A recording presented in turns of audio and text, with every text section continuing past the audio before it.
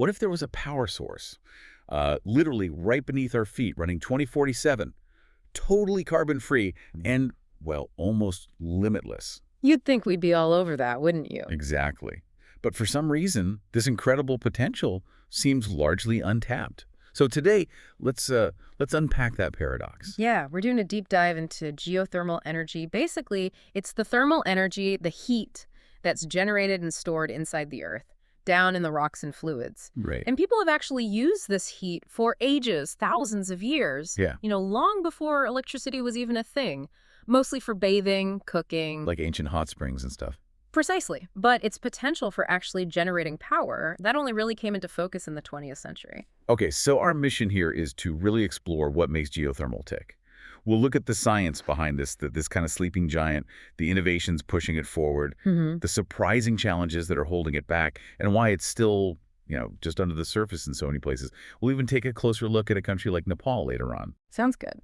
So this heat, where's it all coming from? Well, the Earth's internal heat, it's got two main sources. Okay. There's the continuous radioactive decay of minerals deep down, Yeah. and then there's the leftover heat from when the planet first formed, which is still slowly leaking out. Wow, residual heat from billions of years ago. Exactly. Yeah. And this deep heat warms up water that seeps down into underground reservoirs. And sometimes, these reservoirs can get incredibly hot, up to 360 degrees Celsius. That's like if you've ever seen a geyser, maybe Old Faithful or something. Yeah. That's the same process in action, right? It's kind of mind-blowing that the deeper you go, the hotter it gets. I read the Earth's core is actually hotter than the surface of the sun. It is, yeah. Incredible stuff.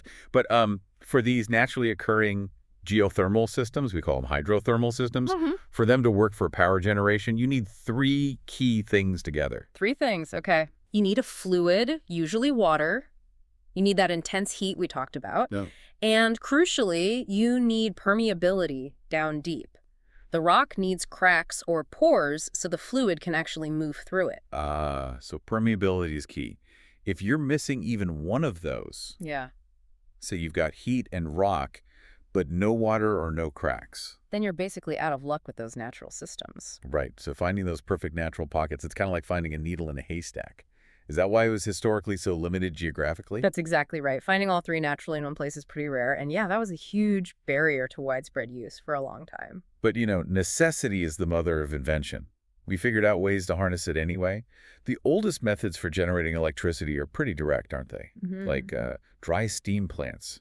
That's where they pipe steam directly from underground wells straight into turbines. Yep, the simplest form, really. That first plant in Tuscany, Italy, way back in 1904, that was dry steam.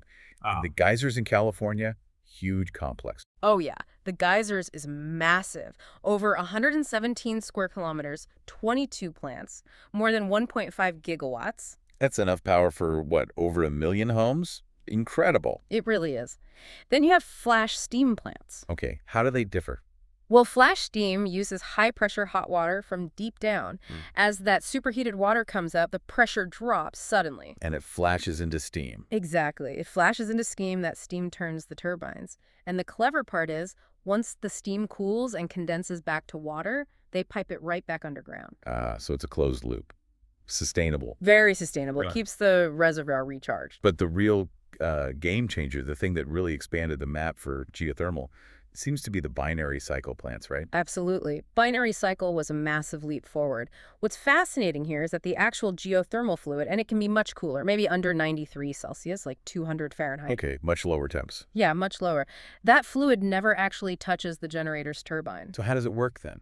Instead, its heat is transferred, using a heat exchanger, to a different secondary liquid, one that has a much lower boiling point. And it's that secondary liquid, kept in its own closed loop, that vaporizes and drives the turbine. Right, so for you, the listener, the big takeaway here is huge, isn't it? Yeah. This closed loop thing means the original water from the ground never touches the air, so emissions are way down. Practically zero in some cases. But maybe even more importantly, it lets us use those lower temperature resources, which means geothermal could actually work in way, way more places around the world. Places we never thought possible before. Exactly. It completely rewrites the potential map. It moves geothermal from being just a niche thing for volcanic areas to something with truly global potential. Okay, so binary systems helped a lot. But there's still that issue of drilling deep for the really high temps, which gets expensive. Right, drilling costs are a major factor. So what if you're in a spot with super hot rock, but it's dry? Like no water, no natural permeability. That's where this EGS thing comes in, enhanced geothermal systems. Precisely. EGS is designed for those exact situations. Hot, dry rock that isn't naturally permeable. How does that work? Sounds tricky. Well, the process involves drilling wells down into these formations. Yeah. Then they inject fluid, usually water at high pressure. High pressure. And that pressure helps to reopen tiny pre-existing microfractures in the rock. It basically increases the rock's permeability, creating pathways for water to flow and pick up heat. Now hold on. Injecting fluid at high pressure to fracture rock. I know that sounds an awful lot like fracking to a lot of people. Yeah, that comparison comes up a lot, and it's understandable. There are similarities in the technique, sure, injecting fluid, but the purpose and the mechanism are pretty different. With EGS, you're primarily using the temperature difference. What? You inject cooler water into that super hot rock. Okay. That causes the rock to expand and contract slightly, which helps gently open up those existing tiny cracks. It's more like coaxing them open. It's generally not about the massive hydraulic pressure used in oil and gas fracking to actually break or shatter solid rock. So less brute force, more thermal percolation. Kind of, yeah. And sometimes they might inject non-toxic degradable materials too to help prop open those fractures or even create new ones as they drill deeper. Okay, that distinction is important. And the potential for EGS, if we can get it right. Oh, it's immense. The U.S. Department of Energy estimates potentially more than 100 gigawatts electrical of cost-effective capacity just in the U.S. from EGS. 100 gigawatts. That's what, like powering 100 million homes? Roughly, yeah, continuously. It's about 10% of current U.S. electric capacity. And globally, some estimates suggest 6 terawatts electrical by 2030, maybe 108 TW by 2050. Potentially it costs around $60 per megawatt hour. Wow. 108 terawatts. The current global capacity from everything is only around 8 TW, right? Something like that, yeah. So the scale is just enormous, which again brings us back to that question, why isn't it happening faster? It's the core paradox, isn't it? Because we do see these amazing success stories. Look at Iceland. Iceland's the classic example. Yeah, geothermal pioneer. They get, what, 25% of their electricity from geothermal? And they heat something like 9 out of 10 houses with it. Especially after the oil crisis in the 70s, they really leaned in. They really did. And other countries are big players, too, based on 2018 numbers. The U.S. actually has the most installed capacity, about 2.5 gigawatts. Then Indonesia, about 1.95. The Philippines close behind at 1.93. So mostly places along the Ring of Fire with lots of natural volcanic activity. Generally, yes. Those naturally occurring hydrothermal systems give them a head start. Okay, so we see these really powerful examples. Yeah. But then you zoom out, look at the global picture, and it feels contradictory. Geothermal's overall growth has been surprisingly slow. It really has? Global installed capacity only went from about 10 gigawatts to 14 gigawatts between 2010 and 2019. Why isn't the rest of the world catching up faster with places like Iceland or the U.S.? That's a critical question. The International Energy Agency says to meet their sustainable development goals, geothermal needs to grow by 10% every year between 2019 and 2030. 10% a year? Yeah. And right now, it's growing at maybe 3% a year. So we're clearly way off track. Which means we're missing out on some pretty compelling advantages, right? Let's list them out. Okay. First, it's always on. 247, 365. No worrying about whether the sun is shining or the wind is blowing. Absolutely crucial for baseload power. Second, carbon-free or super low emissions. No fossil fuels burned. And those binary plants are practically zero greenhouse gases. Like 99% less CO2 than a coal plant. That's the figure, yeah. It's incredibly clean from a climate perspective. Plus, it's reliable and efficient. Once it's built, low maintenance, runs consistently. High capacity factors, often over 90%. Way higher than solar or wind typically achieve. It's sustainable, too. Uses the Earth's own heat, a resource that's going to last billions of years. Essentially limitless on human timescales. And finally, a smaller land footprint, right? Yeah. Less space needed per megawatt compared to big solar farms or wind parks. That's another significant advantage, yeah.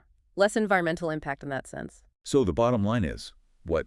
It's stable, clean power that can run all the time. Exactly. It's the ideal complement to variable renewables like solar and wind. It provides that firm baseload power, boosts energy security.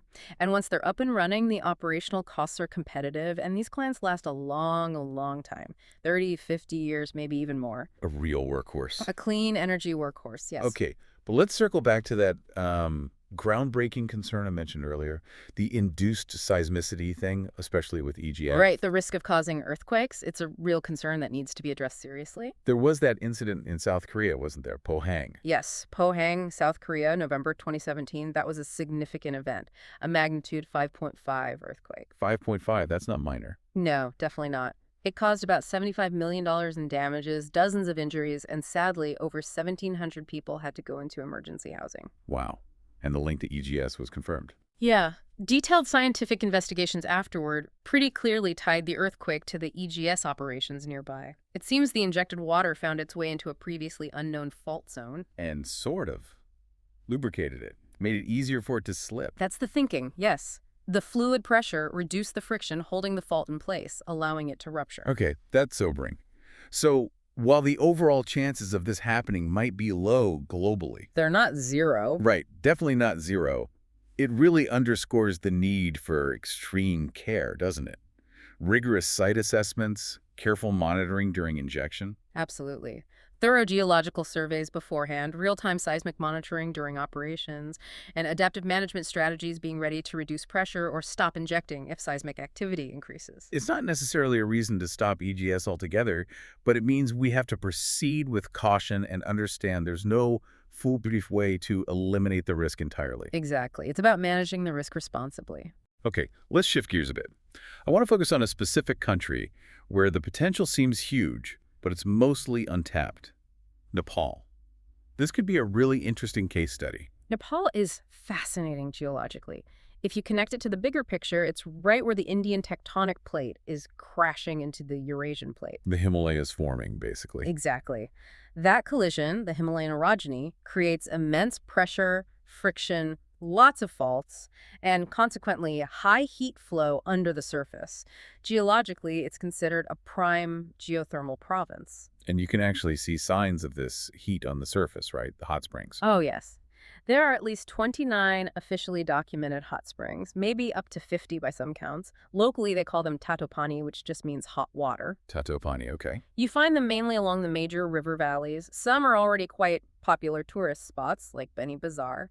Gets nearly 60,000 visitors a year. People believe the waters have healing properties. And the water is properly hot. Yeah, surface temperatures can get up to 73 degrees Celsius in some places. Pretty warm. But the real potential is deeper down, isn't it? What did studies show? That's the crucial part. Geochemical studies, using what we call geothermometers, basically analyzing the water chemistry to figure out temperatures deep underground. Like a natural thermometer. Exactly.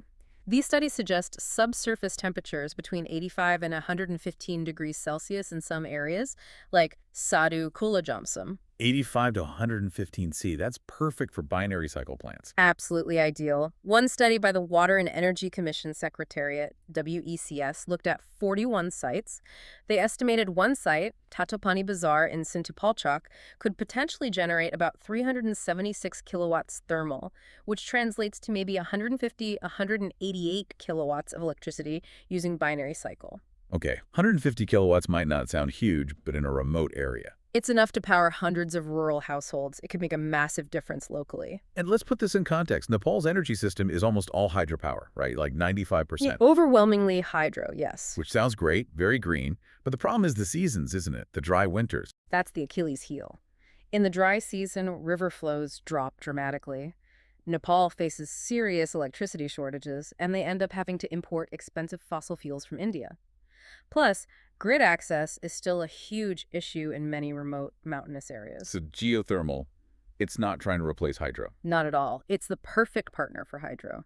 Geothermal runs steadily all year round. It provides that reliable baseload power exactly when hydro output is low. So it fills the winter gap, reduces the need for imports, provides energy security, especially for those off-grid areas. Precisely. It turns hydro's weakness into a strength by providing that year-round stability. The estimated national potential for Nepal is around 5,000 megawatts. It could be truly transformative for their energy system. Okay, 5,000 megawatts potential, perfect fit with hydro, visible hot springs. So why isn't it happening? Why is this potential just sitting there largely untapped? What are the roadblocks? There are some significant barriers, unfortunately. First up, financial and economic ones. The upfront cost. Exactly. Exploration and drilling for geothermal are expensive, and there's always geological risk. You don't know for sure what you'll find until you drill deep, and that costs money. And it's competing against hydro, which Nepal is already really good at and is often cheaper up front. That's a big factor. Plus, historically, Nepal has had periods of political instability, which makes foreign investors cautious about putting big money into high-risk exploration. Okay, so money and risk are big ones. What else? Policy. Yeah, policy and regulation is another key area. There's basically a policy vacuum for geothermal in Nepal. Meaning no specific rules or support. Pretty much. There isn't a clear, dedicated legal framework, no specific financial incentives like you see for hydro, and the permitting process isn't streamlined for geothermal projects. Most government focus and expertise has just been on hydropower for decades. And I imagine just getting the equipment to these potential sites, many are in remote mountain areas, right? That's the infrastructural and technical challenge. You've hit it. Many promising sites lack basic road access. The national electricity grid is also underdeveloped and doesn't reach many of these areas. So even if you build a plant, getting the power out would be tough. Exactly. And there's also a knowledge gap within Nepal itself, a need for more local expertise, more R&D focused on their specific conditions. Okay. And you mentioned sociocultural factors, too. Right. Some of these hot springs are considered sacred sites, so there can be local resistance to developing them. Respecting cultural heritage, yeah. Absolutely.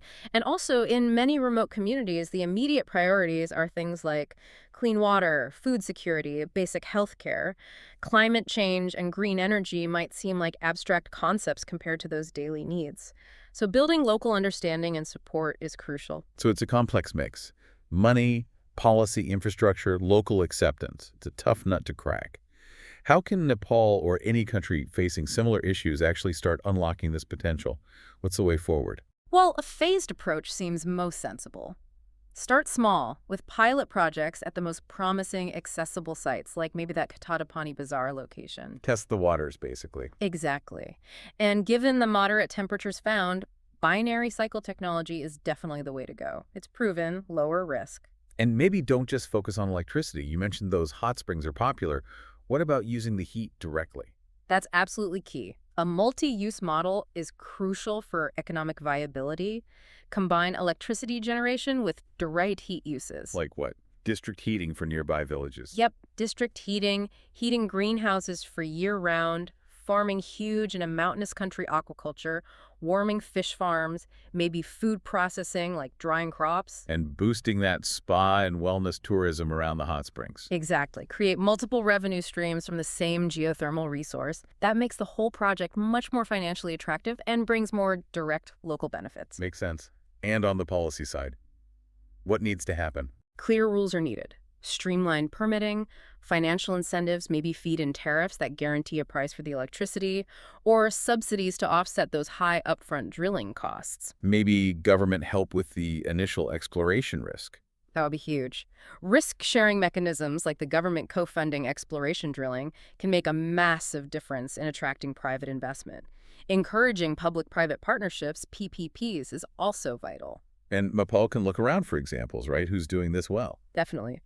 Iceland is the gold standard for an integrated geothermal economy, using heat for everything. Bhutan is maybe a more direct comparison, a hydro-dominant Himalayan neighbor. They're systematically exploring their geothermal potential with help from the World Bank and Icelandic experts. That's a model Nepal could replicate. Any lessons from India? They have Himalayan geothermal too. India's Puga Valley project has faced challenges, but it offers important lessons, especially on needing robust environmental safeguards and really engaging with local communities from the start. Are there technology innovations that could help too? Make it cheaper or easier? Yes, absolutely. Companies like Klimian in Sweden are making smaller, modular binary units designed for lower temperatures. They're easier to transport and install in remote areas. Oh, interesting. And Greenfire Energy in the U.S. has this green loop, closed loop technology. It aims to reduce exploration risk and potentially avoid induced seismicity by circulating a working fluid in a sealed downhole system without needing high natural permeability or injecting large amounts of water. So technology is constantly evolving, and there are global groups pushing this. Right. The Global Geothermal Alliance, GGA, is a major initiative. Their goal is ambitious: a 5-fold increase in geothermal power and doubling direct heat use globally by 2030. They work on resource mapping, policy advice, capacity building. The support structure is growing. Okay, so wrapping up this deep dive, we've looked at geothermal energy, this incredibly powerful, always-on clean resource with just massive global potential. But it's clearly held back right now. High upfront costs, challenges like induced seismicity need careful management, and critically, a lack of dedicated policy focus and investment in many places. Absolutely. But we've also really highlighted its strategic value, haven't we? Providing that stable, baseload, clean power. It's the perfect partner for intermittent renewables like solar and wind. Boosting energy security, driving local economic growth, cutting emissions, especially in places like Nepal, where it could solve that seasonal hydro problem. It's a really key piece of the whole clean energy transition puzzle. We can't afford to leave it untapped. So, maybe a final thought for you, our listener, to chew on. Given that the Earth's internal heat is effectively inexhaustible, and we're seeing constant innovation making geothermal safer and more accessible, what's it really going to take for us globally to finally harness this ancient power source on a grand scale? And could a country like Nepal, if they carefully implement this multi-use strategic approach, actually become a shining example of a sustainable, truly diversified energy future? The potential, quite literally, is right there beneath our feet.